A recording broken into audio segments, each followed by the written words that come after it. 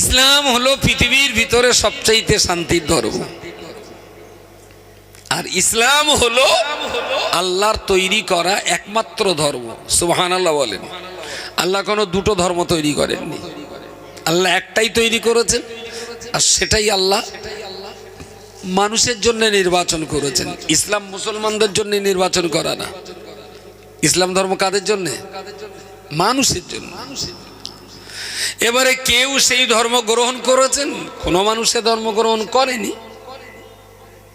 তাতে যারা ইসলাম গ্রহণ করেনি, ইসলাম তার এগেনস্টে কোনো ব্যবস্থা নেওয়ার কথাও কোরআনে হাদিসে কথাও বলা নেই যে যারা ইসলামের কলমা পড়বে না তাদের মারো, তাড়িয়ে দাও, বকো, গালি দাও, এরকম কোনো কথা ইসলামে কোনো জায়গায় কিছু বলা নেই। ইসলামে বলা আছে কি, যার ইচ্ছা হবে সে কলমা পড়তে পারে, যার ইচ্ছা হবে না সে কলমা পড়বে না। তাই বলে কলমা না পড়া মানুষের উপরে কোনো জুলুম চলবে না, বোঝানো যাবে। একবারের জায়গায় তুমি 10 বার বোঝাও, কিন্তু পড়া না পড়াটা তার ইখতিয়ার। এই ব্যাপারে কোনো জোর জবরদস্তি চলবে না। আল্লাহর দেওয়া জগতের একমাত্র ধর্ম ইসলাম, যে ইসলামের ঘরে আল্লাহ আমাদেরকে পাঠিয়েছেন। কিন্তু আমি যতদূর জানি, বাংলাদেশের প্রতাপচন্দ্র সেন ইসলামের কলমা পড়ে তিনি সুফি আব্দুল মোমেন হয়েছিলেন। ইনি কলমা পড়েছিলেন কার হাতে? মোটামুটি জানা থাকার কথা, তো সহজ ব্যাপার। হয়েছে একটু জোরে বলে, দাদা হুজুরের হাতে। সুবহানাল্লাহ। উনি ফুরফুরা দাদা হুজুর কাবলার হাতে হাত দিয়ে ইসলাম গ্রহণ করেছিলেন। হযরত ওমর রাদিয়াল্লাহু আনহু তিনি কার কাছে কলমা পড়ে মুসলমান হয়েছিলেন? জোরে বলেন। নবী পাকের কাছে। Very good. আপনি মুসলমান হয়েছেন কার হাতে হাত দিয়ে? হ্যাঁ, আপনার তো মুসলমান হতে হয়েছে একটা টাইমে। কার হাত দিয়ে আপনি মুসলমান হয়েছেন? হ্যাঁ, জি জি, জন্মে সূত্রে। Thank you so much. সত্য কথা বলার জন্য অনেক অনেক ধন্যবাদ। আচ্ছা, জন্মসূত্রে যদি মুসলমান হয়, জন্মসূত্রে তো আমরা মানুষ হয়েছি, তাই না? জন্মসূত্রে মানুষ হয়েছি। মা বেঁচে আছে? আমার মা বেঁচে আছে এখনো। যাদের মা আব্বা বেঁচে আছে, আল্লাহ যেন তাদের হায়াতকে আরো বাড়িয়ে দেন, বলুন আমিন। আমরা তো একজনকে হারিয়েছি, আর একজন আছেন মা, আল্লাহ যেন তাকে অনেক দিন বাঁচিয়ে রাখেন, বলুন আল্লাহুম্মা আমিন। আমার খুব ভালো মনে আছে, একটু বৃষ্টি আসলে বা কিছু একটু সুবিধা অসুবিধা হলে সেদিন আর স্কুল যাব না।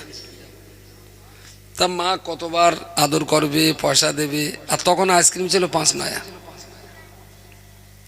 5 নয়ার আইসক্রিম খাবো পার্টি কেউ আছে এখানে? হ্যাঁ, থাকার তো কথা, আছেন না? তা আমার তো 51 বছর বয়স, মানে এর ভিতরে অনেকেই আছে। 5 নয়া দিলে আইসক্রিম, আর 10 নয়া দিলে তারে বলতো ঘোলমালাই। সে আবার কাগজ দিয়ে ঢাকা থাকতো। তবে সে ঘোলমালাই 10 পয়সাতে যা খেয়েছি, এখন 200 টাকাতেও সেই টেস্ট যেন আর এক অসাধারণ স্বাদ ছিল তার। যাক, তো কোনো মতেই যখন আর স্কুলে যাব না, তখন মা একটা চড় দিতেন। আর মেরেছে মানে আজ তো যাবই না। মা রে কবে স্কুলে যাব, তুই মারলে কেন? তখন আর অন্য কোনো অভিযোগ, শুধু তুই মেরলে কেন, স্কুল যাব না। এইবারে মা পাশের কাছে বসে কুনকুন করবে, ও শোনাবো না, একটু লেখাপড়া শিখতে হয়। এরকম করিস নে বাপ, লেখাপড়া শিখে একটু মানুষ হ। লেখাপড়া শিখে আপনার মা বলেছে কোনোদিন? মনে পড়ে? আপনি কি হনুমান ছিলেন? মা বলেছিলেন, আমারও বলেছে যে লেখাপড়া শিখে মানুষ হ। কেন, আমি কি হনুমান না খেয়েছিল? কি ছিলাম? মানুষ ছিলাম তো। মা ফের বললেন লেখাপড়া শিখে। তাহলে যে মানুষ হয়ে জন্ম নিয়েছি, আর মা লেখাপড়া শিখে যে মানুষ হতে বলছেন, এই দুটো মানুষের ভিতরে পার্থক্যটা কি?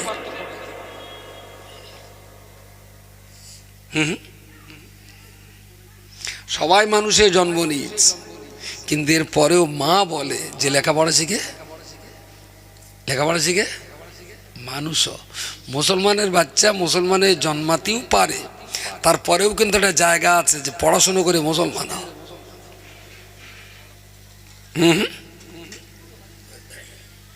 গরু কিন্তু কোনোদিন তার ভাসুরি বলেনি যে লেখাপড়া করে ভালো গরু হয়। ছাগল কিন্তু তার বাচ্চারে কখনো বলিনি যে লেখাপড়া শিখে তুই একটা ভালো ছাগল হ।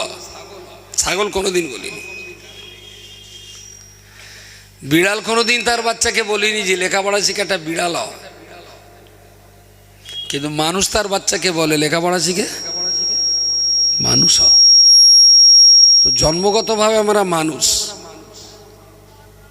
যদি জন্মগতভাবে মুসলমান হওয়া যায় তাহলে হযরত ওমর তো জন্মগতভাবে বেদিন। তিনি বেদিন থেকে ইসলামের ভিতরে ঢুকলেন কিভাবে? যদি জন্মগত ধর্মটাই বড় ধর্ম হয় তাহলে সুফি আব্দুল মোমেন সাহেবের ধর্ম ছিল তো প্রতাপচন্দ্র সেন, তিনি মুসলমান হলেন কেন? বাকি করে হলেন।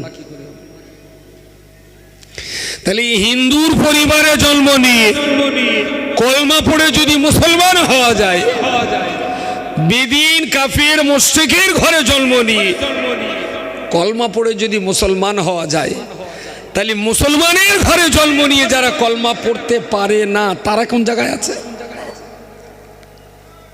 হ্যাঁ, ওরা তো অমুসলিমের ঘরে জন্ম নিয়ে কলমা পড়েছে, আমরা বলছি মুসলমান হয়ে গেছে সুফি আব্দুল মোমেন সাহেব। তাহলে মুসলমানের ঘরে জন্ম নিয়েও যারা 5টা কলমা পড়তে পারে এরা কি? আমি বলি মার খাবো, আপনারা বলেন। হ্যাঁ, আজকে আমার পরে এখনো মৌলানা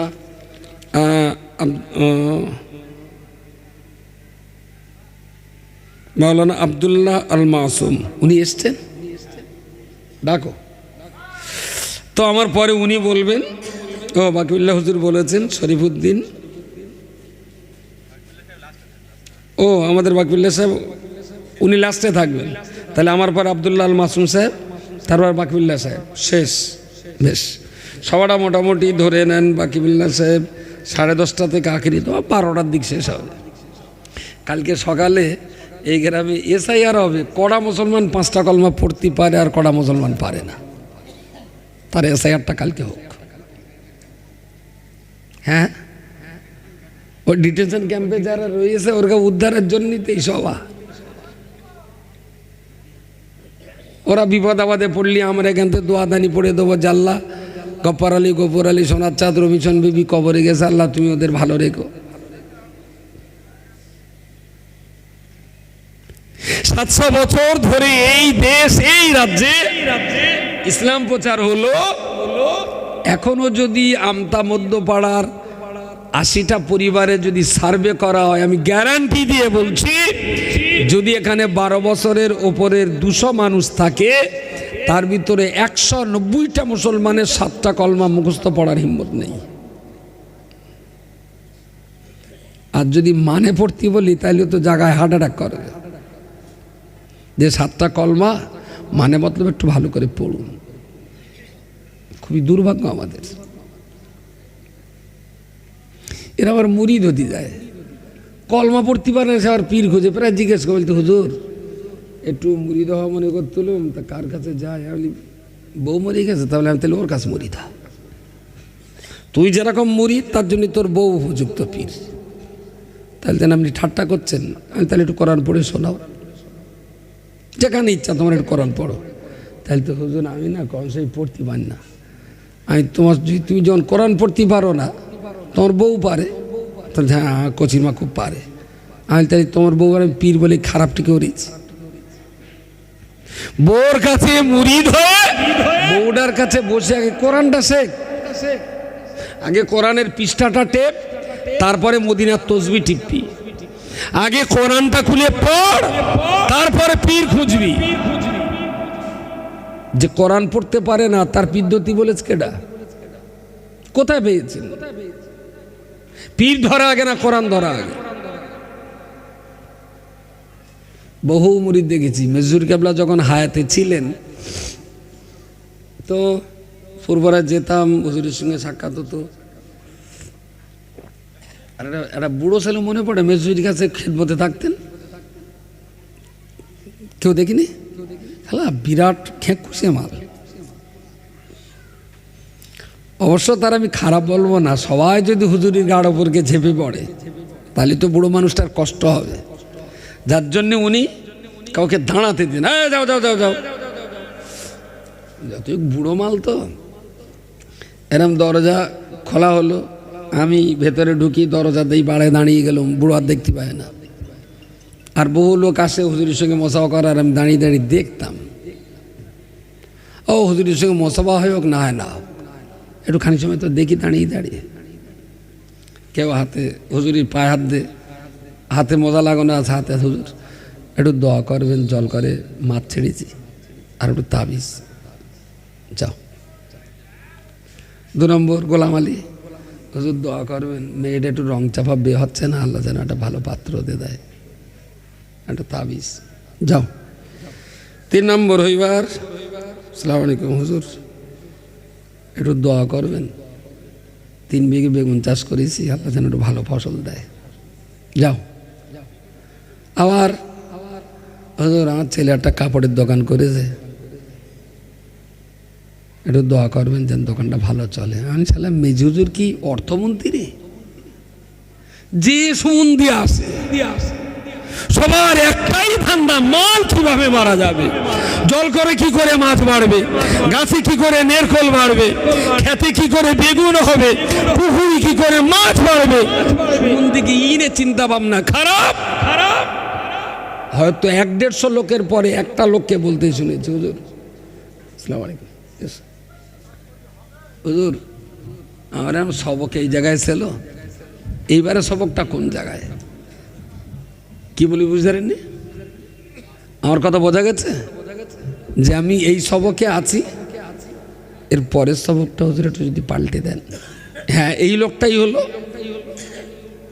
পীরের উপযুক্ত মুরিদ, যিনি ইলমে তাসাউফ চর্চা করে নিজের অন্তরকে ইসলাহ করার জন্যে মেজে হুজুর কিবলাকে পীর হিসাবে নিয়েছেন, নো ডাউট। কিন্তু বাঙালি পীর ধরে কি করে পুকুরির পুঁটি মাছগুলো ইলিশ মাছ বানা হবে, ক্ষেতের বেগুনগুলো কুমড়ো বানা হবে, কালো মেয়েটা কমলা লেবু বানা হবে, যেন মেজে হুজুর অর্থমন্ত্রী। সুতরাং বাঙালি যে কি ফার্স্ট ক্লাস মুরিদ, তো সেই সময় থেকে তো দেখে আসছি। কোনো জ্যান্ত পীরের কাছে মুরিদ হইতে হবে না, আগে কোরআন শরীফের কাছে মুরিদ হন। আর তার জন্যে যদি বউ জানে তাহলে বউটাই আপনার পীর, বউর কাছে বসে কোরআনটা শিখুন। যদি বউ না জানে তাহলে মসজিদের ইমামের কাছে বায়াত হন, ইমামের হাতে হাত দিয়ে বলুন যে আমি আপনার হাতে হাত দিয়ে শপথ করছি প্রতিদিন 10 মিনিট করে সময় মাগরিবের পরে আপনার কাছে বসে আমি কোরআন শিখব। ইমামের কাছে বায়াত হয়ে ওখানে আগে কোরআনটা শিখুন, তারপরে অন্তরের ইসলাহ করার জন্য অনেক দরজা খোলা আছে। দুর্ভাগ্য জাতির ইসলামটা বুঝলই না, বুঝলই না। ওই যে হাজামেশে কেটে দে গেল, বিশাল ব্যাপার। আবার দোয়া করে এই সবাতে নেবে, আবার একটা কচির মাথায় নিয়ে দিল, আমার কচিটার না পরশুদিন মুসলমানি দেবে, একটু ফুদে দেন, মুসলমানি দেবে, তার একটা বিরাট ব্যাপার। আচ্ছা ওটা না দিলে কি বিরাট ক্ষতি? না দিলে যেভাবে মুসলমানি দিচ্ছে বিরাট লাভ, আমি বিরাট লাভ যখন তখন দুবার দে। আর উইকেটে যদি জান্নাতে যাওয়া যায়, তুই তো বাপ, তুই 3 বার কাট, জান্নাতে আগে যাবি। শালা বাচ্চার কলমা শেখানোর কোনো নাম নেই, বাচ্চাটাকে খাওয়ার দন শেখানোর কোনো নাম নেই, বাচ্চাটা শোবে আল্লাহর নাম নিয়ে সে ব্যাপারে কিছু বলে না, নুনু কাটা নিয়ে বাপের মাথায় রক্ত উঠে গেছে। এ কি মুসলমান আছে বলতে যাচ্ছেন? আমি খুব বিনয়ের সঙ্গে বলছি, সত্যিকারের অর্থে যদি ইসলাম ভালো লাগে, মসজিদের ইমামের কাছে বসে আগে ইসলামটা বুঝুন। চায়ের দোকানে আড্ডা না মেরে, মোড়ের মাথায় আড্ডা না মেরে, মসজিদের ইমামের কাছে বসে একটু জিজ্ঞেস করুন, হুজুর এইটা কি হবে, হুজুর আমি এই পর্যন্ত জানি, একটু শুনি দেখেন দিন আমার কলমাটা ঠিক আছে কিনা, হুজুর কলমা শাহাদাতটা আমি তো পড়ছি, দেখেন দিন ভুল হচ্ছে কিনা, আর মানের একটু ভালো করে আমি বলি, হুজুর দেখেন দিন আমার কোথাও ত্রুটি হলে একটু বলে দেন। বুঝতে পারেননি? এই সালাদ জাত মাঠের ধান যদি লাল হয়, রে রেখে যাবে সারের দোকানে, ও বক্কাচ্চা আঙ্গার ধান লাল হচ্ছে কি দেবো বলো দিনি, বক্কাচ্চা বলে একটু ম্যাসেজ মেরে দাও, এসি ছড়িয়ে দিলে, ও খালু আমার পুকুরের বাগদা চিংড়ি না ডাঙায় উঠতেছে, তাহলে ভাইরাস হয়েছে, শিগগির এক কাজ করো, চুনা লবণ পানি ঝেড়ে দাও। কোনো সুমন্দি এসে বললো না, হুজুর আমার কলমা শাহাদাত তো একটু শোনেন দিনই, কোথাও টেরা ব্যাগা আছে কি? আমি কি খুব মিথ্যে কথা বলছি বলে মনে হয়? গাড়িতে উঠে চলে যাব, হাত ধরে দাঁড় করাবে, নামবো, কি ব্যাপার চাচা? তাহলে খোকা তুমি যা বললে তাতে তো আমারও ভয় লাগছে, এটা আমার কলমাটা শোনো না বাপ, পড়ুন চাচা, চাচার যদি ভুল আছে কি না শুনলাম। আমি চাচা ভুল তো তোমারও থাকতে পারে আমারও থাকতে পারে, তা মনে হচ্ছে আমার দুটো ভুল আর তোমার 5টা ভুল, তা আমি যে জুয়ে 3 জায়গায় ধরতে পেরেছি এইটা মনের আত্মার তৃপ্তি হবে যে না, মানুষ ইসলামের ব্যাপারে পিপাসা তৈরি হয়েছে। কিন্তু এ জাতির কোনো পিপাসা আছে ধর্মের ব্যাপারে? কেলা আছে। মসজিদ তৈরি করার ওস্তাদ, রমজান মাসে এতেকাপ করার লোক খুঁজে পাওয়া যায় না। বাবলা কাছের কোদালির ডাঁটি দরকার। ভাই উঠে 4টা মসজিদ, এ বড় বড় ঝগড়া ওস্তাদ দাও, একটা দেলকো খাড়া করে দাও, আর একটা ভালো সুযোগ পেয়েছে লকডাউন, কৃষি মেরেজ গুতো তাই হয়েছে তো, আগে রাগ টাক ছিল মসজিদ করতে পারত না, পুলিশ যায় বলে এক জায়গায় ভিড় করলি মুশকিল আছে, জুপ ঝাপ 17 লোকের জুমা মসজিদ। রমজান মাসে গিয়ে এতেকাপ করার লোক হচ্ছে না, তখন বলল মনসুর ভাই তুমি নাই থাকো, তাহলে আমি গরিব মানুষ কী করে থাকবো? মোড়ল বলল তুমি যদি থাকো তোমার ভাতটা আমি দেবো। সরকার বলল তুমি যদি থাকো তাহলে আন্ডারপ্যান্ট লুঙ্গি গেঞ্জিটা আমি দেওয়ানো। রহমত চাচা বলল তুমি যদি এতেকাপ করো আমি তোমার 500 টাকা দেওয়ান, গরিব মানুষ কি করা যাবে? সবিক বললো তাহলে চাচা তুমি যদি থাকো সেহরি আর ইফতারটা আমি দেওয়ান। ও এখন তসবিনে বসে আছে, এতেকাপ করতেছে। বলল তো লুঙ্গি 8টা দেওয়ানো, ইসমাইল লুঙ্গি দেয় না আব্বা কোম্পানি দেয়। বলল তো সেহরি দেওয়ানো, কাঁচা ছোলা দেবেন না ভাজা ছোলা দেবেনি? ও তো বললো রাত্রি মাছ দেবে, ও রাত্রি ভাত দেবেনি, তা সে শুকনো ভাত দেয় না দুধ দেবেনি। ও যে মালের ধান্দায় এতেকাপে বয়েছে, ওই মাল নিয়ে তসবি টিপবে। ও কি চুলকুড়িতে আল্লাহর নাম দিয়ে তসবি টিপতে যাবে? ওই মাল আর তসবি, ও তো আল্লাহর জিকিরের জন্য এতেকাপ করিনি, এত লোক মাল দেবে সেই মালের লোভে তো এতেকাপ করতে গেছে। সে তসবিটা না নিবে আল্লাহর নাম টেপবে, ঘোড়ার ডিম টেপবে। 10টা দিন মসজিদে থেকে একাগ্র চিত্তে আল্লাহকে ডাকা, খুঁজে দেন একটু। পশ্চিমবঙ্গে যদি 100 মসজিদ থাকে, 98টা মসজিদের টাকা দিয়ে লোক বসানো হয়, এই এতেকাপ হবে বলে মনে হয়? কি এর নাম কি? কেলা হবে। যাক, আমাদের মৌলানা আব্দুল্লাহ মাসুফ সাহেব এসেছেন, তার আলোচনা শুনুন, দিনের কথা শুনুন। যারা কবরে গেছেন তারা ভালো তৌফিকটা চাই, তবে তার সবচাইতে ভালো দাওয়াই আমাদের ভালো হওয়া। আমরা মিথ্যে কথা বলা বন্ধ করলে আমার বাপ মা কবরে ভালো থাকবে। আমরা যদি ফকিরের হাতে 2 পয়সা দিই, আমার পিতা মাতা কবরে ভালো থাকবে। আমরা যদি মানুষের সঙ্গে ভালো ব্যবহার করি, আমার বাপ মা কবরে ভালো থাকবে। তাই কবরবাসীদের ভালো রাখতে গেলে আমাদেরকে ভালো হতে হবে। আল্লাহ যেন আমাদের ভালো হয়ে সততা নিষ্ঠা আর আদর্শের সাথে জীবনযাপনের তৌফিক দান করেন। বলুন আল্লাহুম্মা আমিন। আসসালামু আলাইকুম রহমতুল্লাহ ওয়া বারাকাতুহু। মৌলানা মাসুমুল্লাহ সাহেব এসেছেন, তার আলোচনা আপনাদের শুনতে হবে। দূরে মাইকের আওয়াজ যারা শুনছেন আমি সবাইকে মজলিস আসতে অনুরোধ করছি। দরুদ শরীফ আল্লাহুম্মা। শুরু করো।